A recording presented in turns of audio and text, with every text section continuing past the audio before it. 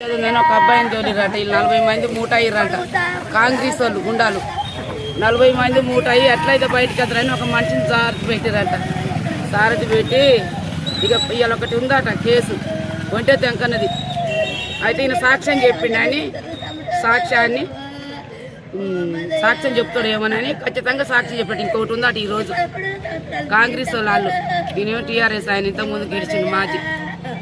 ఇక ఈయన ఉంటే ఊర్లో కలవనీయడు, ఈయన తీసేయాలి సాక్ష్యాలు చెప్తున్నారని నా తమ్మిని ఒక మధ్యవర్తి పెట్టి తీసుకుపోయి అక్కడక్కడనే చేసేసారు.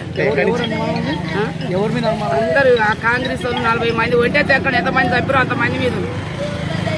ఒంటే తెంకని ఎంతమంది చంపారో అంతమంది మీద ఉంది. ఏం పగలు పెట్టుకున్నారు? ఏం పగలంటే ఇక ఒంటే తెంకన్న ఎలక్షన్లు జరుగుతున్నాయిగా, ఇక చిన్న చిన్న గొడవలకు పెద్దగా చేసారు. ఆయన చంపేసారు.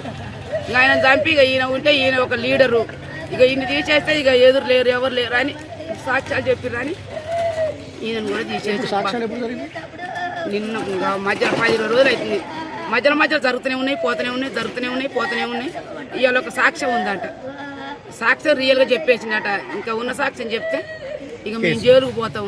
ఇక అదైతే ఇదైతే ఇక అట చంపినా ఇంకా అట్నైనా పోయేది ఇట్నైనా పోయేది. ఈయనను కూడా తీసేసారు. 2 చిన్న పాపలే, 28 ఏళ్ళు ఆ పాపకు, పెండ్లైన పాపకు. నా బిడ్డకు చిన్న పిల్లలు. మీరు ఏ న్యాయం చేసినా మీరే నాయన, నా బిడ్డలకు ఏ న్యాయం చేస్తానో వాళ్ళను కూడా అట్నే చేయాలి నాయన. మేఘాలు పోదు నాయన, నా దేవుడు, నా బిడ్డ నుంచి నాయన దేవుడు.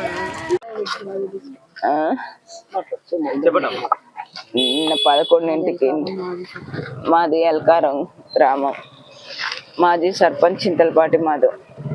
నిన్న 11ంటికి ఇంట్లో నుంచి వెళ్ళిండు. ఫస్ట్ ఎవరో ఫోన్ చేసిర్రు. ఫోన్ చేస్తే మాట్లాడి ఆడబెట్టి సైలెంట్లో పెట్టి బ్రష్ వేసుకున్నాడు, స్నానం చేసి వచ్చిండు. 11 అయింది అప్పటికి టైము. మళ్ళీ సైలెంట్లో నుంచి ఫోన్ చేసి మాట్లాడి, డాడీ నేను బయటకు వెళ్తున్నా డాడీ అంటే, మమ్మీ ఫోన్ ఖరాబ్ అయింది డాడీ, ఫోన్ తీసుకుపోయి షాప్లో డాడీ అని అంటే, మమ్మీ ఫోన్ తీపో డాడీ అని అనగానే మమ్మీ ఫోన్ తీసుకుపోయి ఇయ్యగానే తీసుకున్నాడు. సరే డాడీ నేను మధ్యాహ్నం వస్తలే డాడీ బాగా చేయించుకొని అని అన్నాడు.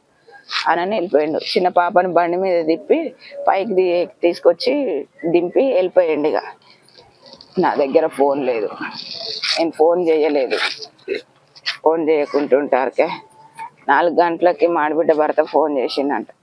క్యాంప్ ఆఫీస్లో ఉన్న మధు ఏడున్నావని అంటే, క్యాంప్ ఆఫీస్లో ఉన్న బావా నేను వస్తున్నా బావా అని చెప్పిండంట. అయితే రా మధు 4 అవుతుంది ఇంకా రావట్లేవేంది అని అంటే, వస్తున్నా బావా అని. మళ్ళీ ఇంకా రావట్లేడు అని మళ్ళీ ఫోన్ చేస్తే మళ్ళీ ఎత్తిండంట. ఎత్తి బావా వస్తున్నా, ఇంటికే వస్తున్నా అని చెప్పిండంట. సర్లేరా నేను డ్యూటీకి పోతున్నానని ఆయన డ్యూటీకి వెళ్ళిపోయిందంట. కానీ ఫోన్ కట్ చేసిండంట. ఇక వస్తుండులే అని అనుకోని ఫోన్ కట్ చేసిండంట. వస్తాడు అనుకోని ఇక 8:30కి ఆయన డ్యూటీ అయిపోగానే నా దగ్గరకు వచ్చిండు. నా దగ్గరకు వచ్చి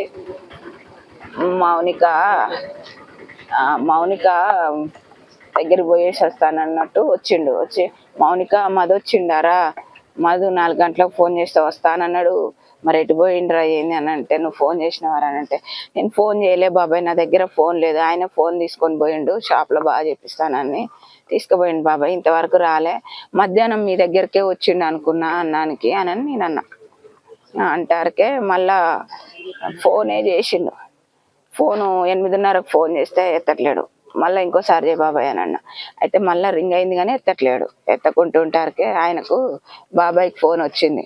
అరే ఫోన్ ఎత్తే నేను మాట్లాడతలేరా అనుకుంటా, వస్తలేరా, వస్తే నా కాడికన్నా వస్తాడు ఇంటికన్నా వస్తాడు అని అనుకుంటా ఇక ఆయన వెళ్ళిపోయిండు. 11 అయింది. ఇక వస్తాడేమో అని అనుకున్నా. రోజు అయితే 10 గంటలకు అట్లా వస్తాడు, ఫ్రెండ్స్ తోటి తాగి జిమ్ముకు పోతాడు. ఇక 11 గంటలకు వస్తాడేమో అని అనుకొని ఇక నేను 2 పిల్లలు పెట్టుకొని నేను పడుకున్నా. అయితే 11ంటికి డోర్ సౌండ్ అయింది. డోర్ సౌండ్ కాగానే చిన్న పాప నా చేతి మీద పండుకొని లేస్తలేదు. లేవకుంటుంటారుకే అమ్మ డాడీ వచ్చినట్టుంది, డోర్ తీపో తల్లి అని అన్న. డోర్ తీపో అనగానే డోర్ తీయంగానే మా చిన్న ఆడబిడ్డ పెద్ద ఆడబిడ్డ ఇద్దరు వచ్చారు. రాగానే మౌనిక నువ్వు ఫోన్ చేసినవారా మా అన్నకి అని. నా దగ్గర ఫోన్ లేదురా, పక్కన కానీ ఎవరు లేరు, కింద కానీ ఎవరు లేరు, నేను ఫోన్ చేయలేదురా అని అంటే, మా అన్న ఫోన్ ఎత్తట్లేడురా, ఎక్కడ పోయిండ్రా అని అన్నది.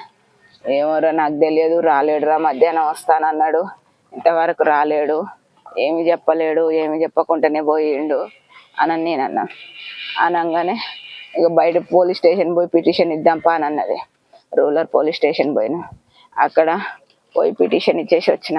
పిటిషన్ ఇచ్చి మా ఆయన ఇట్లా మిస్ అయ్యిండు, ఫోన్ ఎంత చేసినా ఫోన్ లిఫ్ట్ చేస్తలేడు, 4 గంటలకు మాట్లాడిండు, ఇక తర్వాత ఫోన్ లిఫ్ట్ చేస్తలేడు అని నాకు అని పిటిషన్ ఇచ్చి, మీరు ఎక్కడమ్మా ఉండేది అని అంటే, మేము సూర్యాపేటలోనే ఉంటున్నాము, ఎన్ని సంవత్సరాలు అవుతుంది వచ్చి అని అంటే, 7 సంవత్సరాలు అవుతుంది సార్ సూర్యాపేటకు వచ్చి అని అనగానే, ఇక్కడ రూరల్లో వద్దమ్మా టౌన్లో ఇవ్వండి మీరు పిటిషన్ అని అంటే, టౌన్ పోలీస్ స్టేషన్ దగ్గర పోయి టౌన్ పోలీస్ స్టేషన్లో పిటిషన్ ఇచ్చిన. పిటిషన్ ఇవ్వగానే అర్ధగంట సేపటికి మళ్ళీ పోలీసు వాళ్ళు వచ్చి మమ్మల్ని 3 తీసుకొని పోయి చూపెట్టిర్రు. చూపెట్టంగానే నా భర్తని మూట కట్టి మోరిలో పడేసి వెళ్ళిపోయారు. ఎల్కారం స్టేజ్ దగ్గర.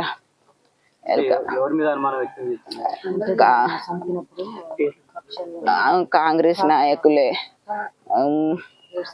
7 సంవత్సరాల నుంచి ఉంటే దెంకన్న చచ్చిపోయిన కాంచి నా భర్తని స్కెచ్ చేసిర్రు వాళ్ళు, నా భర్తని చంపాలని. వాళ్ళు ఆ కక్షలతోటే ఇక ఇక్కడ ఉంటే బాగుండదు, 2 పిల్లలు అయినారు, మనం ఇక్కడ ఉండొద్దు అనగానే ఉంటే దెంకన్న చనిపోగానే మేము ఇక్కడికి వచ్చి మేము బతుకుతున్నాము, సూర్యాపేటలో బతుకుతున్నాము. పేర్లు మిద్ద జీవను, మారిపెల్లి సతీష్, కుంటిగొర్ల శ్రేణు, కట్టబోయిన మల్లయ్య, మిద్ద కిరణ్. అవి పాత కక్షలు. వాళ్ళు కాంగ్రెస్ నాయకులు అప్పుడు టీడీపీలో ఉన్నప్పుడు టీడీపీ కాంగ్రెస్ వాళ్ళకు పడకపోయేది, అట్లా కక్షలు పెరిగి అట్లా చేసిరు నా భర్తని చంపారు. మా ఊర్లో నాకు తెలియదు, నాకు తెలిసి అయితే 2, నాకు తెలుసు. ఆ తర్వాత ఏం జరిగినాయో నాకు తెలియదు.